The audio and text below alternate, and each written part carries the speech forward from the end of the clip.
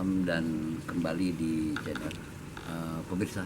Hari ini kita akan coba berdiskusi maupun mengambil sebuah tematik yang memang menjadi bahasan bagi ruang publik.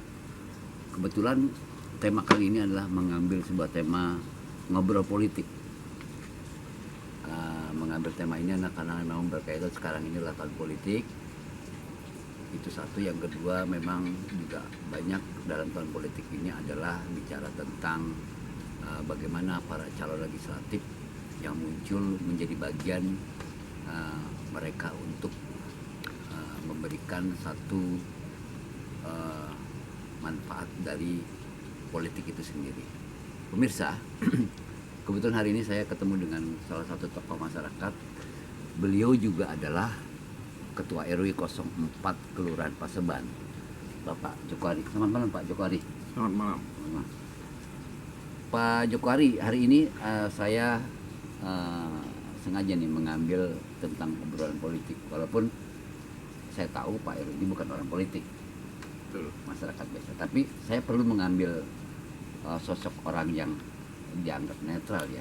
Barangkali ini menjadi bahan masukan untuk publik.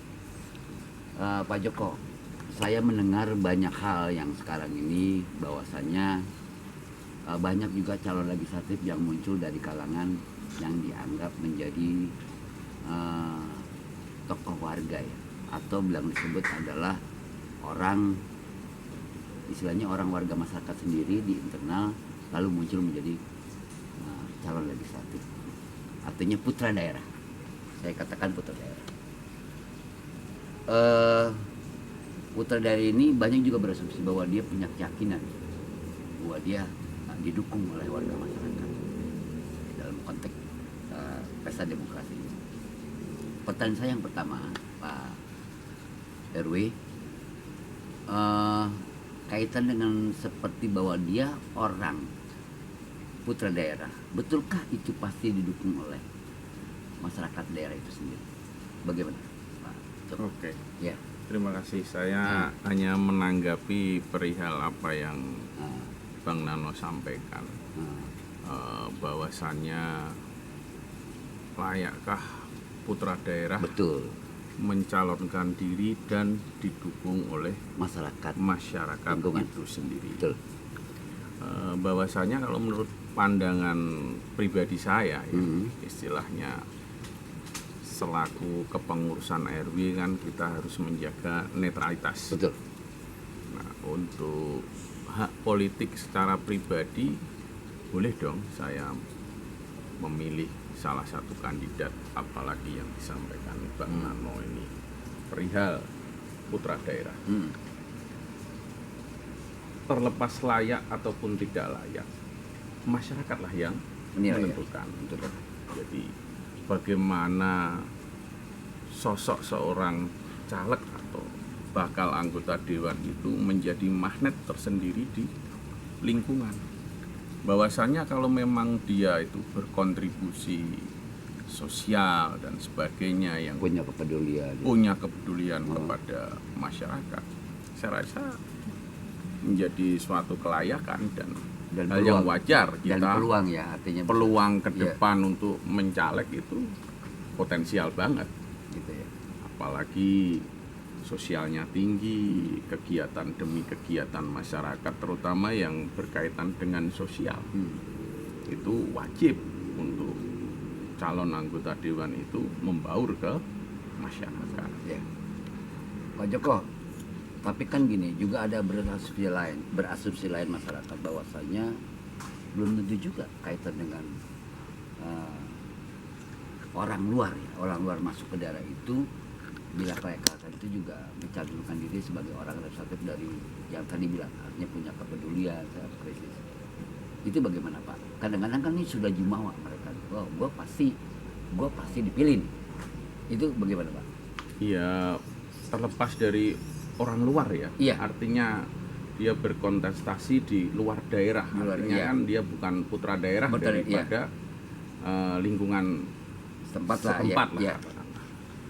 Bisa juga dia berpotensi juga asal dia mengerti dengan apa yang menjadi kepentingan warga, mengedepankan sosial yang ada di lingkungan warga tersebut, walaupun dan Dia pada orang dasarnya luar. dia orang dari luar, tak menutup kemungkinan. Tidak menutup kemungkinan. Nah, itu jadi belum tentu yang putra daerah itu yang lebih dominan, gitu ya. dan belum tentu juga yang Putra keluar daerah itu, dari putra daerah itu dia kalah gitu. Oke. bersaing itu tetap muncul, Bang. Muncul gitu ya. Oke, artinya dari hal itu berarti kan masyarakat juga selain menilai ada modal politik ya. Artinya modal politik inilah yang memang harus diketahui oleh para calon legislatif. Seperti apa Mas kira-kira yang memang Pak Heruwi ketahui bahwa yang memang putra daerah ini maupun yang tidak putra daerah ini harus memenuhi apa sih yang dipenuhi oleh masyarakat? Oh, jelas. Modal politik itu jelas, dan di situ harus betul-betul dipersiapkan seorang kandidat calon dewan. Karena di situ banyak warga atau masyarakat yang menginginkan misalkan tuntutan ekonomi, perbaikan lingkungan dan sebagainya, dan itu pun harus dimiliki oleh calon anggota dewan tersebut. Itu bekal tersendiri. Apalagi ya tak menutup kemungkinan, Bang, sesuatu hal yang istilahnya di kota besar seperti DKI Jakarta ini kan, yang problemnya hiruk sangat luar pikuknya, biasa ya, apalagi berkaitan dengan kebutuhan hidup ya. Jadi masalah finansial itu bukan sesuatu hal yang tabu buat mereka. Oh gitu ya. Selain juga itu sangat penting juga juga. Nah, sekarang saya bicara figur. Figur itu kan memang harus seimbang ya, figur dan kembali ke tim sukses juga itu sangat mendukung. Nah, ada nggak sih di masyarakat ini kriteria figur maupun juga tim suksesnya untuk bisa mewarnai itu? Bagus, pertanyaan yang bagus ya. Jadi seorang calon anggota dewan itu juga harus hati-hati dalam memilih tim sukses. Jadi, gitu ya, karena resetatif ya, karena resetatif dari wilayah kan iya. Belum tentu. Nah, misalkan dia memilih si A, si B ataupun si C, kebetulan si A ini bermasalah di lingkungan.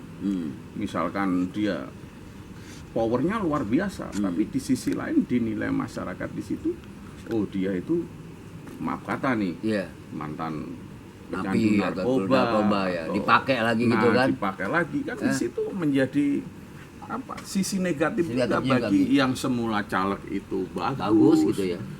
Apa kredibilitasnya luar biasa dengan memilih salah satu tim sukses yang notabene di wilayah itu dinilai tidak bagus di lingkungan sekitarnya, ya bumerang juga buat kandidat daripada caleg tersebut. Jadi ini harus hati-hati juga ya. Artinya semua kehati-hatian sangat perlu ya bagi kehati-hatian kalau bagi seorang politik ya. Iya. Mas, ada lagi nih yang memang menggelitik buat saya juga. Artinya kan terkait dengan tadi sudah bicara modal politik, figur, tim sukses, ya kan. Ini kan memang harus akomodir ya. Selain ini, yang saya pertanyakan lagi persoalan tentang kaitan bagaimana pendekatan itu juga harus dilanjutkan oleh seorang figur. Artinya proses ini memang harus dilanjutkan atau tidak sih bagi seorang figur untuk melakukan sebuah proses bagaimana dia diakui eksistensi. Bagaimana Mas? Kalau itu figur, dia harus memiliki satu karismatik ya Bang ya. Karismatik seseorang anggota dewan itu diperlukan di sini. Jadi kalau menurut kacamata saya ini yang saya berangkat dari orang kampung sehingga saya hidup di kota metropolitan sekeras DKI Jakarta ini, kalau istilah orang kampung, kalau orang desa itu kita mau menjadi kontestasi politik itu harus memiliki modal itu D3 Mas, kalau istilah saya menyampaikan itu. Apa tuh Pak? D3 itu ya diplomasi, dukungan. Nah, yang satu ini sudah bukan sesuatu hal yang tabu dalam kontestasi politik, itu duit istilah itu, orang gitu ya. Memang harus punya modal itu ya. Itu paling tidak harus menguasai, karena di saat anggota dewan itu calon anggota datang ini, Pak saya pengen ini Pak, kegiatan ini tolong. Nah itu harus bukan berarti kita menyiapkan finansial atau duit itu untuk hal-hal yang sisi negatif, walaupun tak menutup kemungkinan biasa ada istilah serangan fajar atau apa, itu bukan sesuatu hal yang tabu dalam kontestasi politik ya. Mas, satu pertanyaan lagi nih, yang memang ini menjadi ramai sebenarnya, politik identitas. Iya. Karena ini bicara minoritas dan sebagainya ya. Ya barangkali ini saya menanyakan karena Mas kan dianggap orang yang nasionalis. Ini akan muncul juga nanti di tengah masyarakat dengan politik identitas. Apalagi walaupun figur itu sudah memenuhi masyarakat, tapi kan ini akan menjadi titik masalah. Bagaimana Mas? Apa sih sebenarnya kita boleh saja memilih politik, tapi seharusnya